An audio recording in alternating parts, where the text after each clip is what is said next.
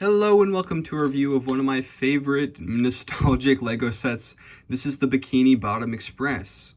Now, I don't open many reviews by saying that, because although I loved LEGO as a child, I'm not extremely nostalgic for that many sets. You know, I love the small car with all my heart. I love the sports car. I love the Brickbeard's Bounty. But besides that, most of the sets were just, I fondly remember, but they weren't like extremely like, they don't give me the warm fuzzies. But this one's different.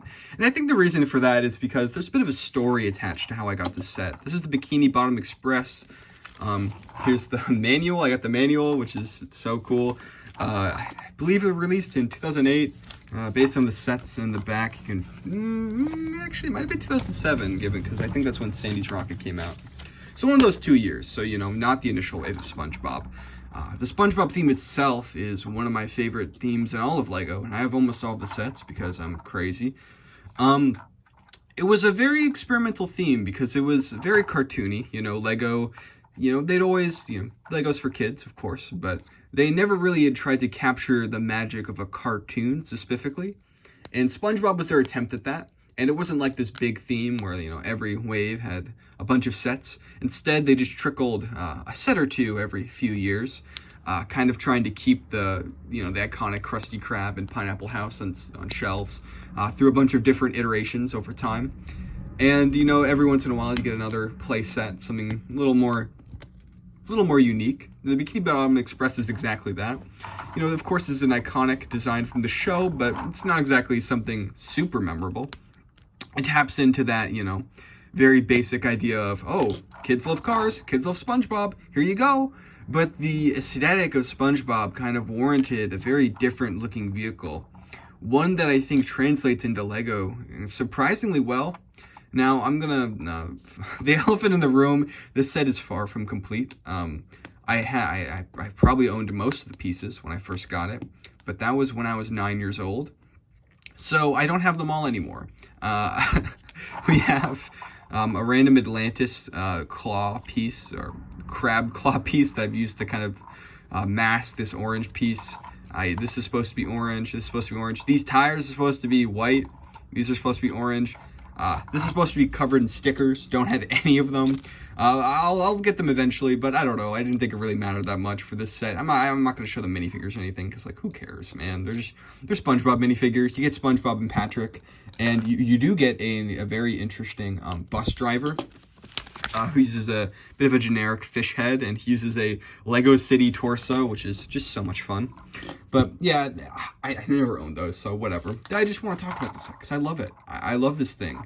It reminds me of early Lego Star Wars in a way, where they're kind of taking the hallmarks of classic Lego themes and doing a twist on them to make them licensed. Like those old Star Wars sets, some of them just felt like town sets, and this kind of feels like a city set, but with a SpongeBob coat of paint. And I don't think that's a bad thing. Also, it reminds me a lot of the Night Bus from Harry Potter. That's also a bus, also has room for a bunch of minifigures. Another very fun set, pretty nostalgic one too, but I don't own it anymore, so alas. The first thing you build, if I remember correctly, is this stand for tickets. And it's not really meant for the minifigures to play with. It's for a human person using this tool to push out little tickets, which is just so cute and fun. You can open it like that. It's just super cool. The tickets do have stickers you put on them. These SpongeBob sets were plagued with stickers, almost all of them. Just absolutely ravaged with them. But it's okay, especially for something silly and extra like this.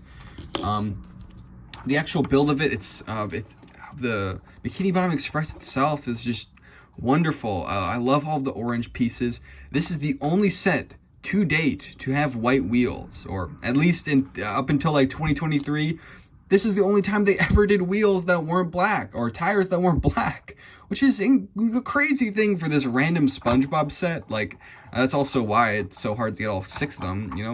What a cool thing for them to do for this set. And it's probably part of the reason that this set is desirable to non-SpongeBob fans and people that aren't interested in its silliness. I love the periscope that you have on the top of here. Just super fun. The red and orange is just so comfy. I don't know, I love it. I love the I love the consistent colors of this thing. You can open the top like this and fit 3 minifigures inside. Very basic, three chairs. I put my own minifigures in there. You can see the minifig in the front right there.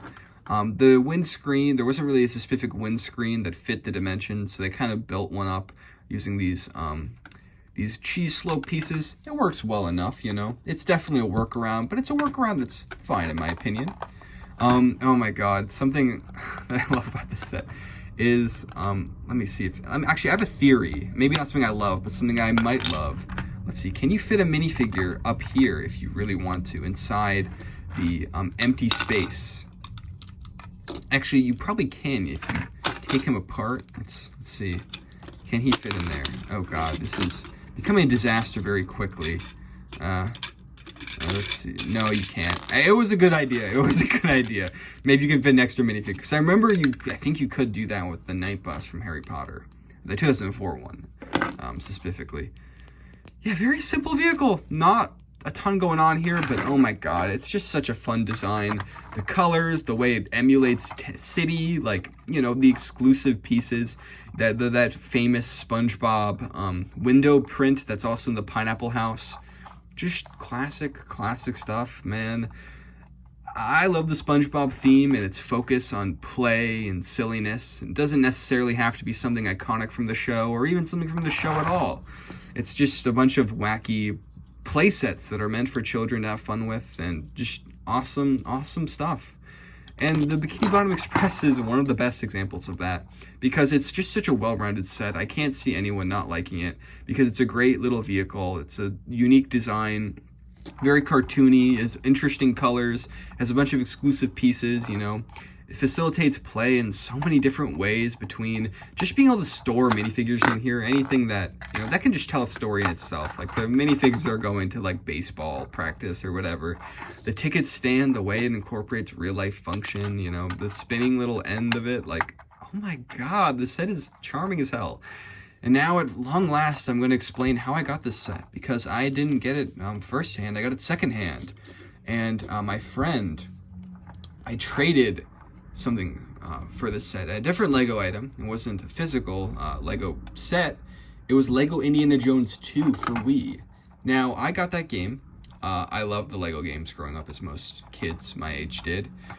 But Lego Indiana Jones 2 was just not hitting. I didn't really like it that much, especially compared to the original that I thought was superior.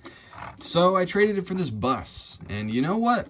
I think I got the better end of that deal, because not only because Lego games, were like super, sold extremely well, so you can buy them basically at GameStop for like $1, even to this day probably. But because I just think this set, it stuck with me the way Lego Indiana Jones 2 didn't. And I think it was a ton of fun, and I love it to this day. It's, it's a set I'll hold dear, probably forever. And recently, I acquired the instructions. Look at these. Oh my god, you get the Nickelodeon, the classic Nickelodeon logo. I guess this means this is 2008, not 2009, because of that new look, so that old school logo. You get to see the minifigures here. There's also a little bus stop with a translucent green seaweed. Like, come on, how are you gonna not like that? That's awesome. That's so cool. It's from, believe it's from like Belleville or something. Yeah, what a great use of the pieces. It's interesting seeing these instructions in real life, because a lot of the instructions from the late 2000s, the scans of them online are awful, very compressed. And the colors on these are very dark, so it's kind of hard to actually read what's going on, especially in like a low-res version of this. So seeing it in real life kind of puts into perspective what it's supposed to look like.